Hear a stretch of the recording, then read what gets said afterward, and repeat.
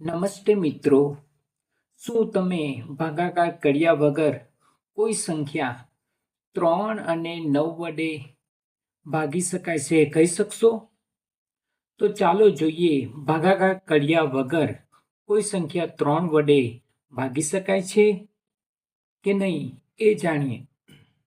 તો સૌ પ્રથમ આજે આપણે 3 અને 9ની ચાવી જોવાના છે. તો એમાં મુખ્ય મંત્ર શું છે? તો કે 3ની ચાવી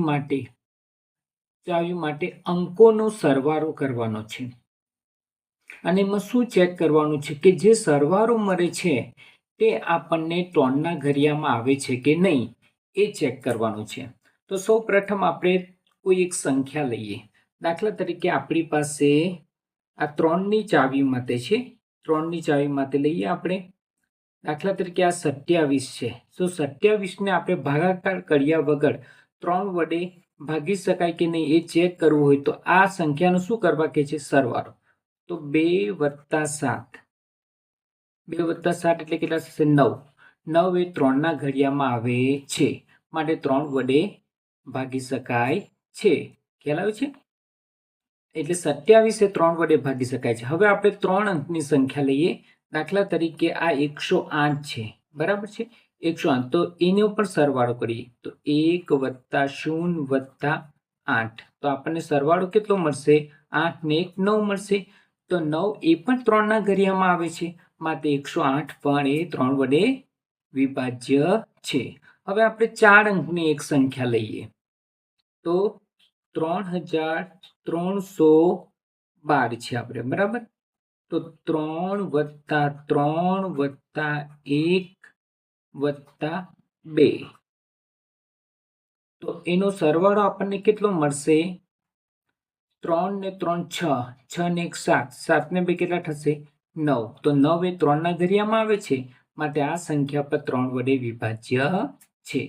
હવે આપણે આ 9 અને 3ની ચાવી એકબીજાને મળતી આવે છે, એકબીજાના ભાઈઓ કહે તો ચાલશે એમાં. તો 9ની ચાવી શું કહે છે? એમાં પણ અંકોનો સરવાળો જ કરવાનો છે. અને એમાં શું ચેક કરવાનું છે કે જે સરવાળો મળે છે તે 9ના ઘડિયામાં આવવું જોઈએ. તો આપણે એના માટે પણ એક સંખ્યા લઈએ. દાખલા તરીકે આ 9ની ચાવી છે એના માટે આપણે 2 અંકની સંખ્યા લઈએ. તો 2 અંકની સંખ્યામાં આપણે 81 લઈએ, બરાબર? ભાગાકાર કર્યા વગર જ કહેવાનું છે. તો 8 + 1 એટલે કેટલા થશે? 9. તો 9ના આ 9 જે છે 9ના ઘડિયામાં તો આવે જ છે માટે 81 એ 9 વડે વિભાજ્ય છે. હવે એક બીજી સંખ્યા લઈએ. આ 126 લઈએ, બરાબર? તો 126નો આપણે સરવાળો કરીએ 1 + 2 + 6 બરાબર કેટલા મળશે? 6 ને 2 8 ને 1 9. 9 એ 9ના ઘડિયામાં આવે જ છે માટે 126 પણ 9 વડે વિભાજ્ય છે. હવે આપણે 4 અંકની સંખ્યા લઈએ જેમાં 1008 લઈએ, બરાબર?